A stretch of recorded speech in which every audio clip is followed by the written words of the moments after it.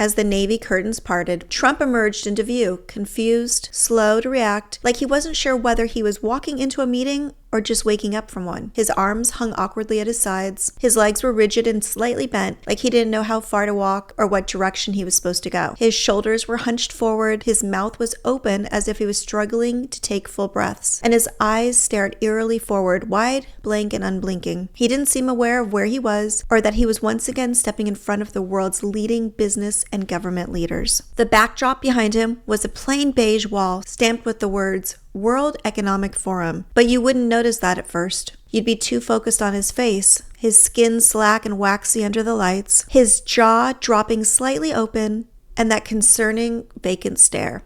The photo that captured this moment didn't show confidence or control. There was no strength or leadership on display. It just showed someone who was lost. And much to the world's disbelief, that man is the President of the United States. Within minutes of the image being posted on social media, people identifying as healthcare workers were commenting under it.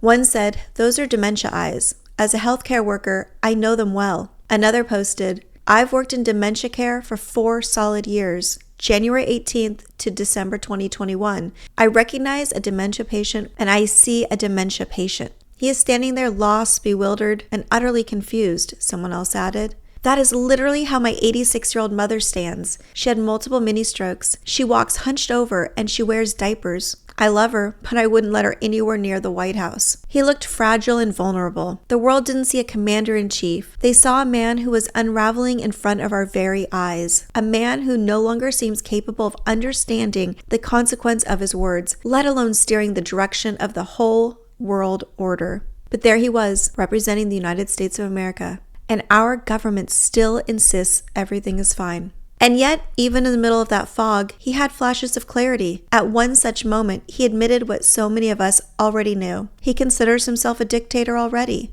Sitting before a room of business leaders, off the main stage, he said it out loud. "I can't believe it. We got good reviews on the speech. Usually, they say he's a horrible dictator type person. I'm a dictator, but sometimes you need a dictator." But they didn't say that in this case. He didn't soften his words. He said it with a casual shrug, like it was obvious, like everyone already knew. And maybe in that room they did.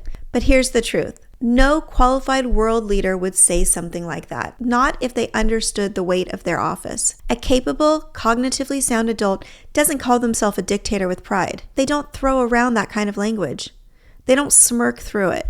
But Trump does, because he's not trying to lead. He's trying to rule. And he believes he's above the law and above all consequences.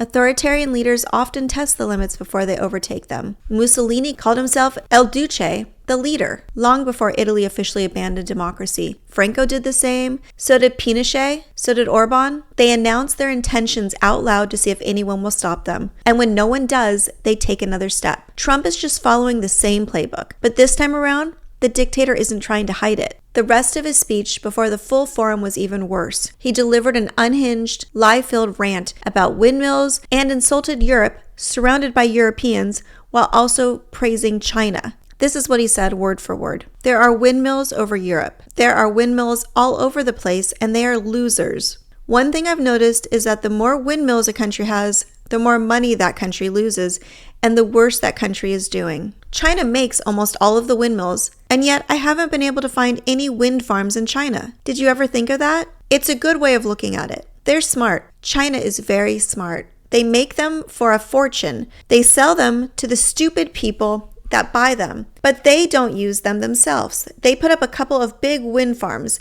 but they don't use them. They just put them up to show people what they could look like. They don't spin. They don't do anything." Not a single sentence of that quote is true. China doesn't just make wind turbines. In fact, China has the largest wind power capacity in the world, and they are functional and in use. But Trump wasn't confused. He lied clearly, aggressively, and deliberately. While speaking to the world, he insulted democracies and mocked their energy policies. And in the same breath, he praised China, a surveillance state led by an authoritarian regime that routinely violates human rights. This is the pattern. He praises strongmen, dictators, and oppressive regimes. He insults allies, mocks democracies, and tells lies that serve only one purpose: to confuse and dominate the conversation. He's siding with the anti-democratic world and using disinformation to do it. And it didn't stop with windmills, which actually wind turbines, but we'll go with that.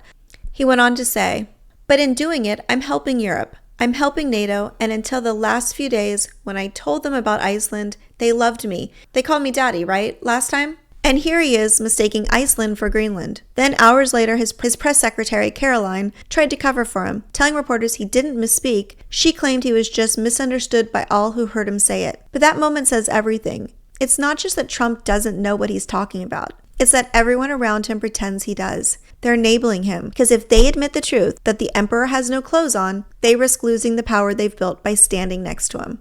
So they lied too. And the rest of the world watches the performance, stunned that no one will stop it. It's shameful. And it didn't end there, because next came this. Because certain places in Europe are not even recognizable, frankly, anymore. They're not recognizable, and we can argue about it, but there's no argument. Friends come back from different places. I don't want to insult anybody and say I don't recognize it, and that's not in a positive way. That's in a very negative way. I love Europe. I want to see Europe so good, but it's not heading in the right direction. They have to get out of the culture that they've created over the last 10 years. It's horrible what they're doing to themselves. They're destroying themselves, these beautiful, beautiful places. That's him continuing to further mock our allies. He attacked European culture. This wasn't just incoherent rambling, though. It was strategic disrespect for history, for truth, and for the very idea of democracy itself. What we witnessed wasn't a slip or a bad moment. It was a stain on the United States. And when the story of Trumpism is finally over, when this chapter is behind us, I won't just remember the cruelty or the chaos. I'll remember the cowardice, the absolute spinelessness of every elected official who saw this happening and chose to do nothing, or worse, enable it. Because they saw it all. They heard every word he said, and still they stayed silent.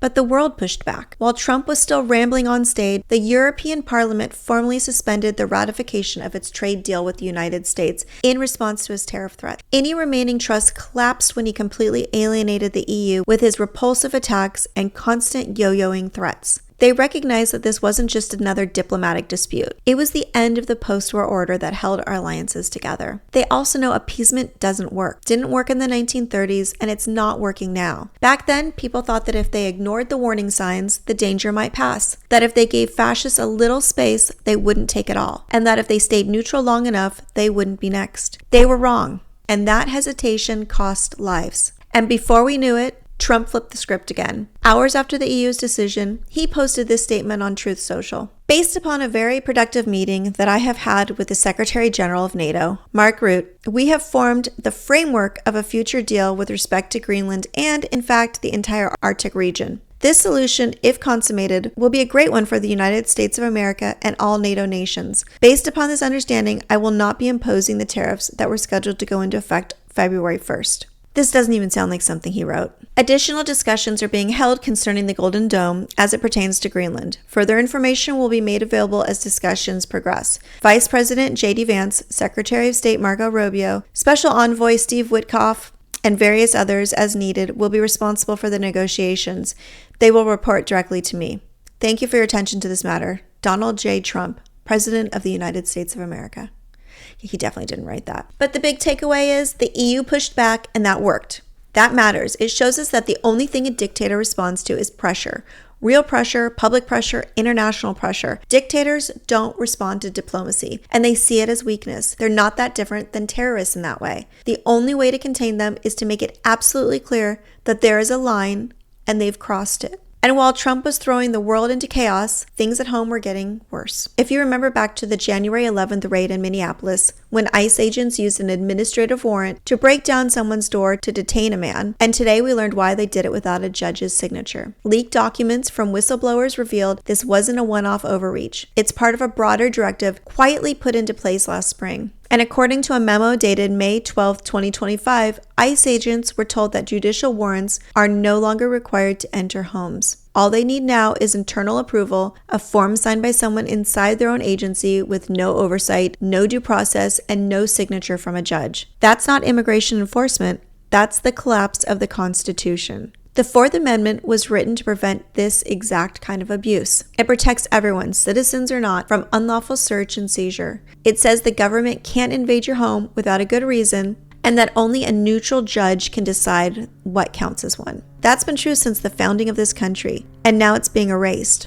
And when you think back to historical times, this mirrors when Hitler gave the secret police the authority to take people without trials or charges. Those people vanished, and their silence became the warning. Authoritarian regimes don't need mass violence to rule through fear. They just need enough examples to convince everyone else that they could be next. And although I don't have all the answers on how to stop what's happening, I do know one thing for certain. Staying quiet is not one of them. In addition to writing, filming these videos, researching, I also have been spending time on the phone. I'm trying to call everyone I can think of, people in local government, people with platforms, people who care. And I'm asking them to speak out, not just as leaders, but as human beings. Because every time one of us says, none of this is okay, none of it is normal, it gives someone else the courage to do the same thing. And I know that I'm not alone when I say that it feels like the fight against this isn't moving fast enough. The danger is speeding up, and we all feel like we're stuck in slow motion. But we can't afford to fracture right now, not when we're up against something this dangerous. Even if we live in different countries, even if we've never met, this started in America, and now it's spreading like rot. And the only way out is together. It might feel like nobody is doing enough. I feel that every single day. But that's exactly why we have to keep going. We can't let this evil divide us. We are on the right side of history. We're not hiding from the lessons of the past.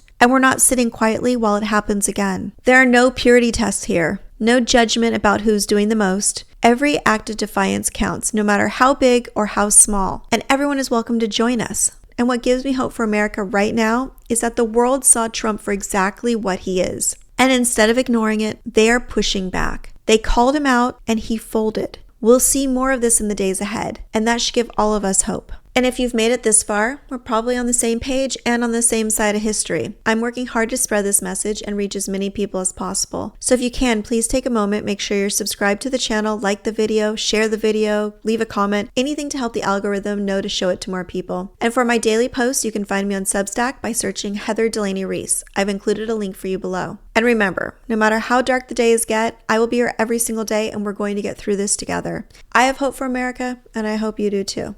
I'll see you tomorrow.